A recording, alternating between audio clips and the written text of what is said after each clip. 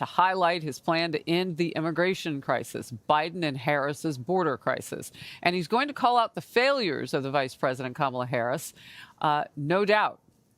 And the event just hours before the biggest moment of Kamala Harris's political career. She's still getting ready to officially accept the Democratic nomination for the president, and stage right behind me, that's where that will happen. I don't know if you can see that. They just finished the national anthem again, so we've got a big flag behind me right now.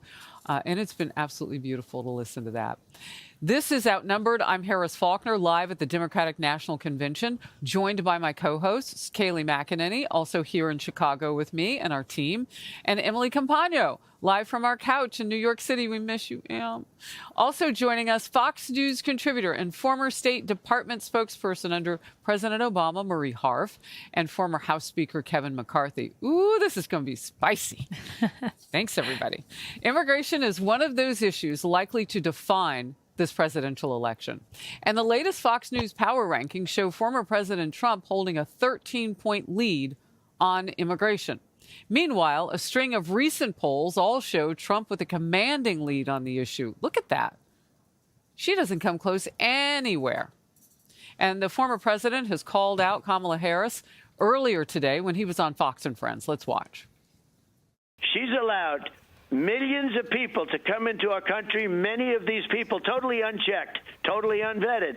Many of these people came into our country, think of this, from prisons and jails, from mental institutions and insane asylums. And, Brian, there's many terrorists coming in. If they want to fix the border, they don't need a bill. The President of the United States, which is what I did. I didn't have a bill to close the border. I closed the border. I had the safest border. I had the least drugs coming into our country in 38 years. I had the least, you have the human traffickers are horrible, and they traffic in children and they traffic in women, mostly women. But I had the lowest number of, we went after them with a vengeance. Emily, it's been said that, you know, Kamala Harris will prosecute border states. I mean, that's what her past includes. And you've told me many times, California has a wall. They got that big fence line, so it might be easier to prosecute there, but that's not what she did anyway. And she's not doing it now. No, she campaigned for then-president the last time on fixing the immigration crisis, right? And then she became the border czar, which since then has been denied. But we watched as she utterly failed in terms of any type of bridging, any type of relationships with the central and southern governments, even though it was touted to us that her experience would lend her able to do so. Now, the credibility has been extinguished, in my opinion, because as a Californian, I resided under her DA watch, under her senator watch, and under her AG watch, and nothing got accomplished. Well, cut to today, where under the Harris-Biden administration, we have millions of illegal immigrants throughout the country, spikes in crime, the complete and utter erosion of the safety and protection of those people that are streaming across our border. So for someone that said that they are seeking amnesty for all, compassion, care, and the humane treatment of all, that has been sorely missed as a mark under her watch. And now there's an utter denial of the crisis, the utter crisis that has plagued the states along the border and all 50 that have unfortunately suffered because of those policies and the drugs streaming across. So the notion now that all of the blame lies with a prior administration, the notion that now we should trust her to actually take up the helm and support the Border Patrol, support the states that have sued her administration for failing to protect them, it's utter hypocrisy, and it's not going to fly. Well, that's how you prosecute a case. Boom. She should know. Former federal attorney. Marie Harf, you know, it's interesting because that subject hasn't come up in any substantive way at 3 days, and now we're into our 4th day of the DNC convention. Yet it's in a top 3, rocking that way for more than a year among Americans polled across the country. Why not? Well, I expect we'll hear a little bit more about it this evening. At least I hope we will. How about a lot and if more? we just look at sheer numbers, well, there's a lot of issues to cover, and hopefully her speech is, 30 to 40 minutes. But on the actual numbers, border crossings are at their lowest point since Donald Trump was president. A lot of people have argued, with me on the show and elsewhere that it was too little too late and they waited too long to close the border. But the reality is they have now. And she has worked with those countries in Central and South America to try and address the root causes. And Democrats supported a bill that would have been the toughest immigration bill. that would have been the toughest immigration bill in decades that Donald Trump killed for political reasons. They can still bring in 2,500 every day. That is not true. Well, look, the numbers are the lowest they've been since Donald Trump was president. That is true. That's a fact. So if Donald Trump's going to go to the border and talk really tough and say a lot of things that are offensive and not true and not compassionate in any way for the situation, where they're actually taking steps to fix it. But the last thing I'll say is I do think it's a crisis, and I think a lot of Democrats think it's a crisis. And I think my party has to make a case for why we will continue to crack down on illegal immigration, because voters do care about, as we know. We have a former Speaker of the House, Kevin McCarthy, with us today, who also can prosecute a case. Kevin.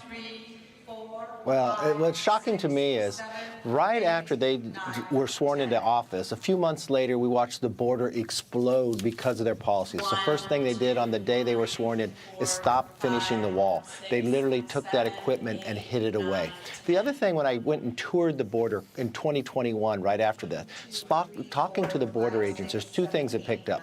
When I interviewed the people who were coming over, they said they came over because Biden-Harris invited them to. Secondly, the border agents told us what they really found was terrorists on the watch list were coming over. I put this out in a press conference, and Ruben Gallegos, a congressman from Arizona, a border state, now the Democrat nominee for Senate in that state, challenged me and said I was lying.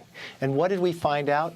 Not only was I telling the truth, he never apologized, but we found just in the month of February that they caught more people on the terrorist watch list. And think how difficult it is to get on that list than we caught the entire 4 years under the Trump administration.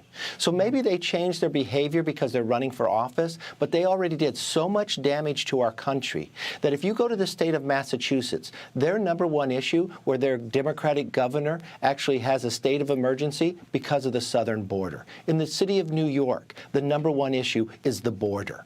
And what you're finding throughout this entire nation, if there's less money in your city and you're far from the border because they're housing people that was flown into your city unbeknownst to you the night before, and you no longer have enough money for police or the parks or for the schools, this is because Kamala Harris was the czar of the border and failed in her job. A recent Fox News poll is asking what best describes the situation in the U.S. southern borders. Emergency, they call it, 44%. A major problem, 43%. A minor problem, 11%. And I want to drill down just a little bit, Kayleigh, before I go to you. In February of 2019, the emergency category was 27%. And in February of 2024, it was 41%, and now it's 44%. Kayleigh. So Maurice says the official numbers have lessened. That is true. But here's what the official numbers do not include. Parolees, those leased into the interior of the United States, 1.9 million known gotaways. Our own Bill Maloogian, who's actually at the border often, has talked about ICE being overwhelmed. So the official number doesn't tell the whole story. But let me say one thing. I was coming here and I was looking at a liberal network and I was reading what they had at the lower part of their screen. And it said star-studded convention. And that's true. Oprah stood behind me. Little John came out and surprised everyone. There are reports that Katy Perry will be here tonight. We just heard the Dixie Chicks sing. I guess they're called the Chicks now. There's been a lot of stars. But there's some names that haven't been mentioned. Laken Riley, a college girl who went for a run and lost her life. Rachel Morin, a mother of 5 who went for a run and lost her life. Jocelyn Ngari, a 12-year-old girl who went to the convenience store and lost her life. All by illegal immigrants, all preventable, all a result of the perilous, dangerous, and irresponsible Harris-Biden border policies.